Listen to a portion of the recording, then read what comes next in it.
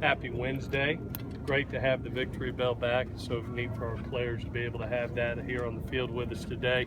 Want to congratulate our all-century team.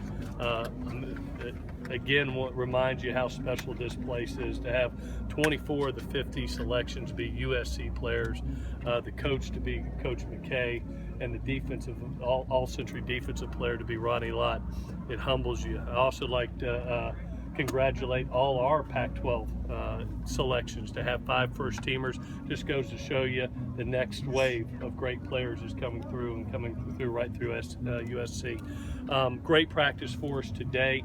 Really focused today on a big point of emphasis for us, which is stopping this great quarterback, in my opinion. I've been extremely impressed after watching about 4 days of film on Kevin Hogan.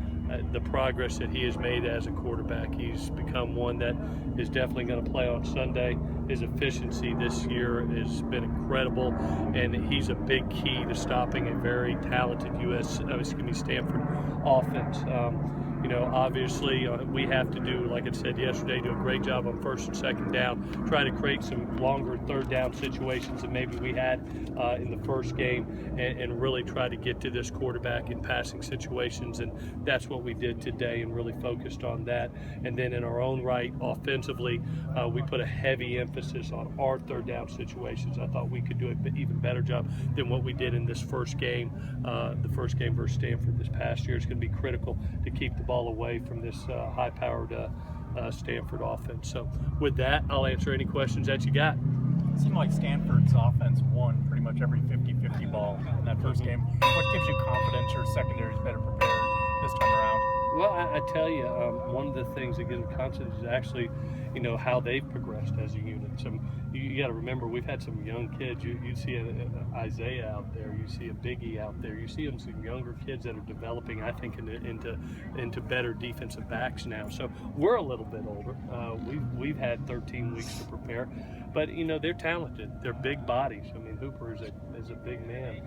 McCaffrey is a hard man to guard out of the backfield. We've got a challenge, and we've got to be able to mix up some defensive calls to kind of throw them off base too. So I know Justin's got a great plan, and I like where these kids are at, especially the confidence that they gained from last game. Is Biggie playing a little more instinctively, whereas maybe in that first game he was a little unsure of himself? Well, I think the confidence is built over our entire defense, and especially over the last 7 weeks.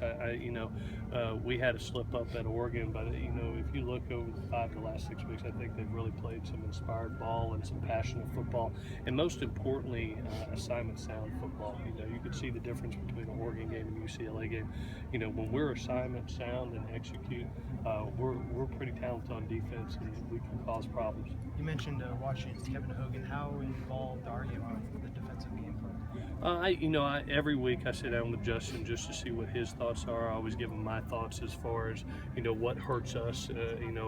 I try to watch as much of the opponent's offense as I can to see how similar they are to us, and then things that they do that hurt us, I'll offer ideas. But he's developing good game plans each and every week. I thought he was brilliant last week.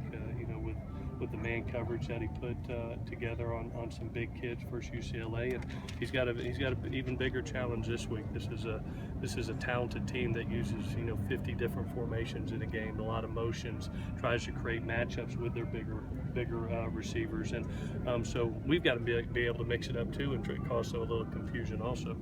During the game, during practice, you do a lot of work with the defense. Mm-hmm. During the game, do you have time to be involved to some extent with the defensive calls? Yeah, so Justin calls it just like I call the offense, but I always click over and listen to the defensive side, and while I'm doing that, thank goodness again that I have T and Tui, and Coach Conley. While I'm over there, they're kind of getting ideas formulated for the next series of where we want to go to on the next series, and I'll click back over when they go and punt, and guys, what do you like? And they'll give me 3 or 4 ideas going into the next series to get me jump started as a play caller. That allows me to be on the defensive side of the ball just in case we get a penalty that I need to accept or decline. All of a sudden we get in a situation where we may need a timeout defensively. You got to go into game management mode, and part of your job is being a head coach, and being able to manage the game. Have you heard, since you got the job, have you heard from Lane or Sarkeesian?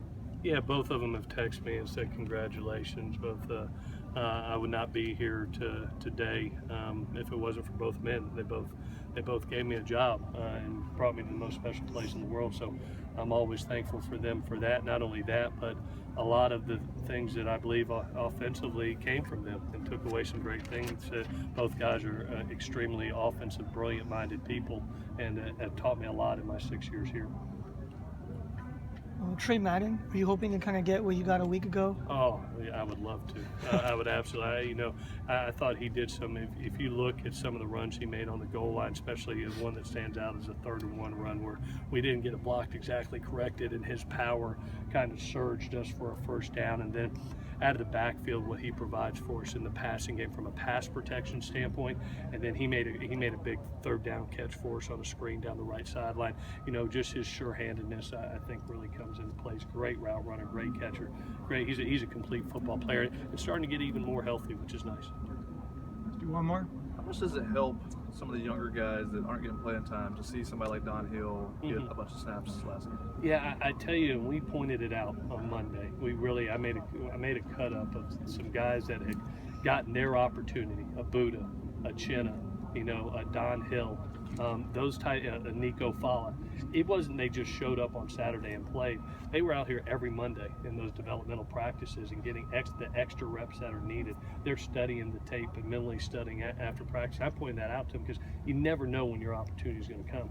And usually you only get maybe 1 to 2 chances to really show what you can do. So when that opportunity comes, you want to be ready for that. So I'm just proud of those kids, especially Don. He's a kid that's been a service team player that's helped us on service team and really has worked on his game in the time that he's here, and it really showed up on Saturday.